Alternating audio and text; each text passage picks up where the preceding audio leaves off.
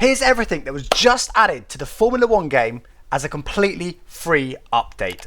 So Codemasters promised a couple of months ago then, or EA, however you want to call them these days, promised a couple of months ago that we'd get a big update every single month. We had the first two updates, both of which included a track. And this update does also include a track. It includes the brand new Jeddah circuit for the Saudi Arabian Grand Prix, which we've not even seen a real life race on yet. It actually doesn't even look like a finished track, so it's awesome to see it in the F1 game and get to play a bit. So let's first of all jump straight on with a hot lap around the new Jeddah circuit.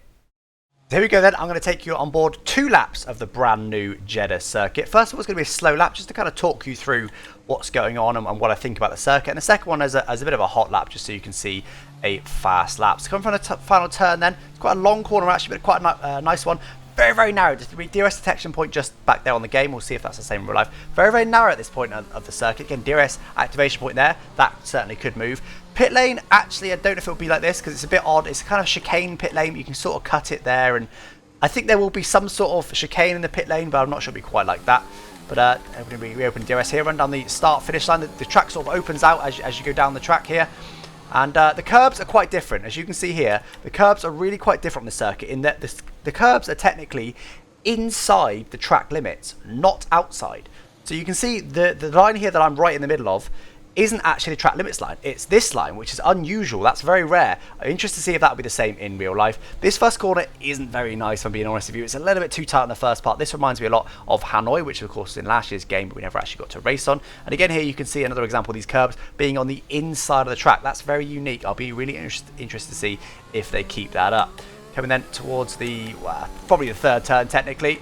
And this is quite a high-speed one again. Curbs inside there. Lots of runoff on the outside, which is good. Quite a high-speed one. It's difficult to keep it within track limits. I'm interested to see the exact curvature of this corner in real life to see whether they tighten it up. And then again here, this is when we get to slightly what I'm going to call unsafe parts of the track. I don't know if it'll be like this in real life and if it'll actually be unsafe. But the reason being, your momentum right now is obviously forward. You're going around the corner, but your momentum is going straight forward, and that barrier is very, very close. It's concrete here, and it's at quite a sharp angle, and actually the track is just the other side of that barrier, so this will probably be how it is in real life. And here, if you get a front left puncher, there's a chance for a very, very big crash, because you're doing about 250k or so through here, and you'll go into this corner at about 45-degree angle, which is quite a harsh angle, so a bit of a dangerous part of the circuit here, but carrying good speed, you're absolutely flat through this left part. Little lift here to get through here. This is not so bad here because the barriers are a bit further away, so you kind of get away with it. Again, quite hard to manage track limits through this section, but I'm sure they'll be fine in real life. I'm interested to see here, again, if this is exactly how they do it. I'm pretty sure that Codemasters will have kind of plans and that have spoken to the track designers to get a really good feel for what they're planning. But actually, it wouldn't surprise me if this ends up being out here a bit more than it is. But again, you don't want to be too close to that barrier. You do want to leave a bit of a runoff area.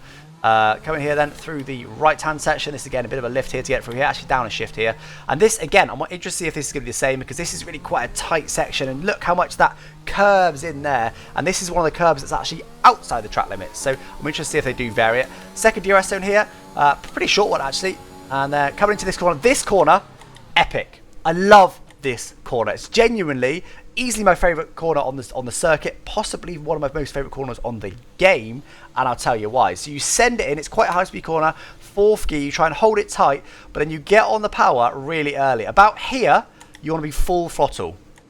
And now bear in mind, I'm in 4th gear here, and all I could see is wall. We don't look like we're on the exit the corner, but you want to be full throttle about here, and just hope the downforce sticks, and let the car run out wide, and use the curvature of the wall, build up speed more and more and more, and it's a very risk versus reward corner because you're so far on the outside and it's so easy. A little bit of oversteer there, you're going to be in the wall. There will be a number of crashes in that corner. That's what my money's on anyway. We'll wait and see.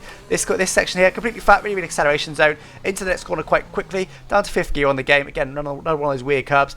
Barrier right close to the inside. Reasonable runoff on the outside, but this one again, I'm interested to see if this is the same. I'd have thought they'll bring this curb to the left a bit because at the moment this is quite an extreme corner, so you have to go quite far to the right to then get a curve to the left, and it's a bit marginal into the wall. So I reckon they'll bring this in slightly, more like it is in Canada, because you have a lot of high-speed chicanes with close walls in Canada. It's not dangerous. But with that, just because it's such a big curvature of the corner, you end up pushing out really quite close to the wall. And again, the angle, the momentum of the car is almost directly into the wall, which you never want to do unless there's a huge runoff area.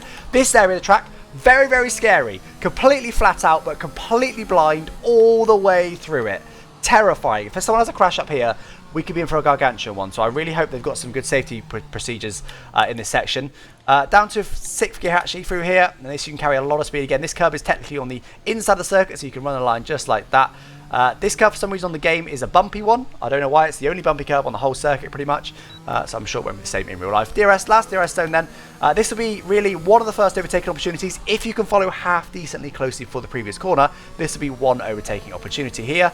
And then coming into the final turn, which is probably the second most fun circuit, the second most fun corner on the calendar. Let's build up some speed now then. Try and do a half decent one. Trying to square off the corner a little bit there to get a good run on the exit here. So coming on the start-finish straight once again. So I think this will be the best overtaking opportunity because it's 2 DRS zones and you can do some different lines into there. Braking just after 100 meter board there on the right-hand side. Take all of the curb on the game. Be interested to see if the curbs are any different in real life. Try and hold it sort of more or less inside track limits. Again, that curb counts as within the track, so you're okay there. Braking earlier you think you should here, down to 5th gear. Take a bit of curb, just about keep it within track limits there though. And that curb is actually within it. This is completely flat. This next one isn't a little lift there to help the car come in. Get a little lift here, down to 6th gear. Try not to touch the wall. I have touched the wall and it's going to push me. Yeah, there you go. Really a pinch point there with how much that curb comes in.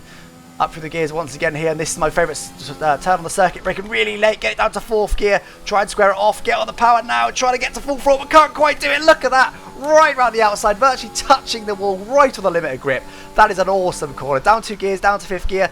Again, this is the corner I said to a bit dodgy. I had to lift there on the exit. Oh, a little tap on the wall. You saw a little snap there, and we're virtually in the wall. Pretty dangerous, actually, through that one. I reckon they'll move the curb a little bit, but we'll see. Easy to follow through this bit. The last couple of corners, not that easy to follow with. This corner is going to be virtually impossible to follow, unfortunately, because it's such high speed. There's only going to be one line through there. But this, though, is the first DRS zone. So if you can stay within a second, get some DRS down here. This allows you to close up. It's quite a long DRS zone, actually, because you start at such high speed. Obviously, DRS is more effective the faster you're going. Braking just about the 50 meter board there. 3rd gear, try and trail brake it in, then get on the power as late as you can. Try and square it off a little bit, but it's also quite a flowing corner. 2nd DRS zone here for this overtaking opportunity, and this is where I think you're really going to be able to get close. And I do think really, it's a big if, you could follow through some of that middle sector and just stay within a second, not any more than a second, just within a second. I think there will be some overtaking opportunities in that last corner, but the first turn there is pretty tricky. You could maybe be side by side by the exit. You'd almost certainly not be side by side, and if you were somehow still side by side coming to this point, after this corner you would not be side by side, because this is very much a one at a time kind of corner. But anyway guys, that is the brand new Jeddah circuit. I'm really excited for this one because it's a new circuit. I like it more now I've raced it, I'm not going to lie. I didn't love it when I was seeing the track layout and the simulations and stuff, but now I've raced it, okay, it's a challenge. But I'm really interested to see how different it'll be in real life, because as it is, there's certain parts that are quite dangerous, and it is certainly a big challenge, particularly for track limits, which you don't normally see challenging track limits in real life. This corner, I hope this is exactly as it is, because it's a real roller coaster. You're right up against the wall here on the exit, and it's a real risk versus reward. I'll tell you what, the faster cars, the Red Bulls and the Mercedes, will have an awesome time for that corner. Something like the Haas will have less of a good time. But anyway, guys, that is the brand new Jeddah circuit. Let me know what you thought of this one down in the comments, because actually, it surprised me. I quite enjoy it. It's quite a challenge. I like a challenging circuit. And this one is actually quite good fun, and I'm definitely helped by that awesome corner in the middle sector. So what else was changed in the F1 game then with this big update? Well, first of all, the Red Bull has been reverted back to its sort of normal colours. We had the special white edition before in the last update, and as I suspected, they were going to remove it in the very next update. So we had that on for around about a month ago. That was their special Honda celebration livery that's meant for Suzuka. So that one is now completely gone. We've also seen a brand new option for offline Grand Prix mode, which is the ability to have equal car performance, which actually is really cool. Online, you've been able to do equal car performance for ages, even if there was AI involved, so it's definitely possible, but previously it was only possible to do the performance of the actual cars, not have everyone in effectively equal machinery. So that is now an option, and that's actually really cool. I feel like that'll be used actually quite a lot by people. I will certainly be using it quite a bit for a lot of my videos and stuff, so it's definitely handy to have that as an option. Probably a really easy one for them to add, but definitely a cool one, and definitely one that you guys can go in and jump on yourselves now if you want it to be, you know, racing in the AlphaTauri or the Haas or the Williams or something, but also be able to be competitive. You can now do that, which is awesome. They've also added the ability to disable driver transfers in career modes. This is something that a lot of people are asking for. Personally, I didn't mind it. I didn't mind that you had random driver transfers, like Raikkonen retiring, and you know, you could even get like Verstappen going to Ferrari and eventually, and that sort of thing. There wasn't a huge amount of changes per season normally, but as you get into several seasons into career mode, often the grid would end up being quite mixed up compared to what it is in real life. So they've just added an option now just to completely disable that, just for you guys that perhaps just wanted people to stay in the teams that you know that are in this year. They've also added an option to completely disable tyre temperature simulation in the pit lane. Now, I'm pretty sure this one would have come probably from the esports realm.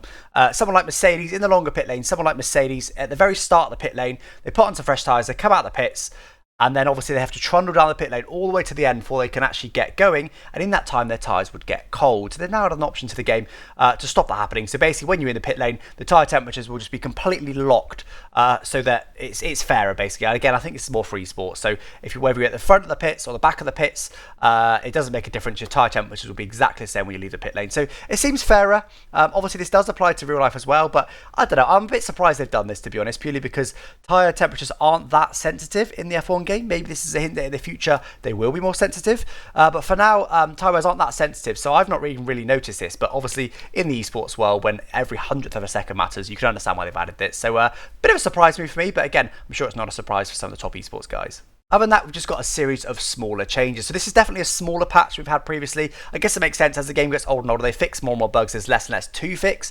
But there's basically just a number of changes. Like, for example, in the previous update, they added the ability, or not the ability, they added a timer to online mode. So I think it's 30 seconds. And then if everyone isn't loaded in after that 30 seconds, anyone who's not loaded in gets kicked out of the lobby. But previously, that was just a normal kick, whereby you'd then be banned from the lobby, so you wouldn't be able to get back in the future. So obviously a bit harsh. They just completely stop that from happening now, so you can still get back into the lobby if you happen to load quite slowly. That's probably more of a PC one, to be honest. Obviously everyone on console loads at pretty much the same speed.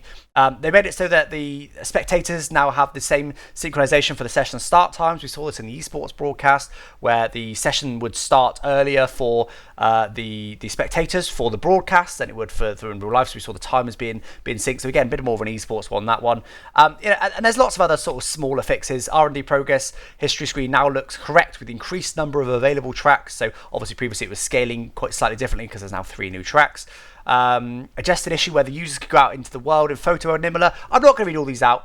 One that I'm happy to see though is the Fanatec CSL DD pedals now have the correct brake and throttle and brake thresholds. Previously, both pedals with the CSL DD that I've got were held on half, so the first half of the pedal didn't do anything, but they were permanently held on, so you can't drive like that. So they've now fixed that, which is good to see. So now the CSL DD is properly supported in the game. And other than that, they just say there's some general stability improvements and various bug fixes. But what haven't they included in the update? Well, there's no mention of two-player career. Me and Team at Marduk have found a number of issues with two-player career, particularly with syncing between the games.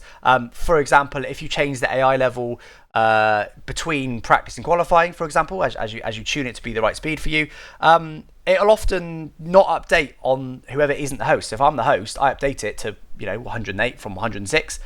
Ben's will still be 106, and half of the AI run on his computer and half run on mine. So you can see there's issues there. So there's a number of things like that. We also often start inside each other on the grid if we take penalties because the penalties don't properly sync. There's a number of issues like that. Obviously, they may be included under the various bug fixes, but I was a bit surprised not to see any mentions because there is a number of issues in the two-player career that I would like to see resolved. Another thing that isn't included, interestingly, is F2 2021 cars. Now, this is something that they said in the very first announcement when they announced these 3 months worth of content updates, free content updates, that there would be F2 2021 cars coming in the November update. Well, this is, as far as I'm aware, the November update. We're already halfway through the month. They've got another 2 weeks yet.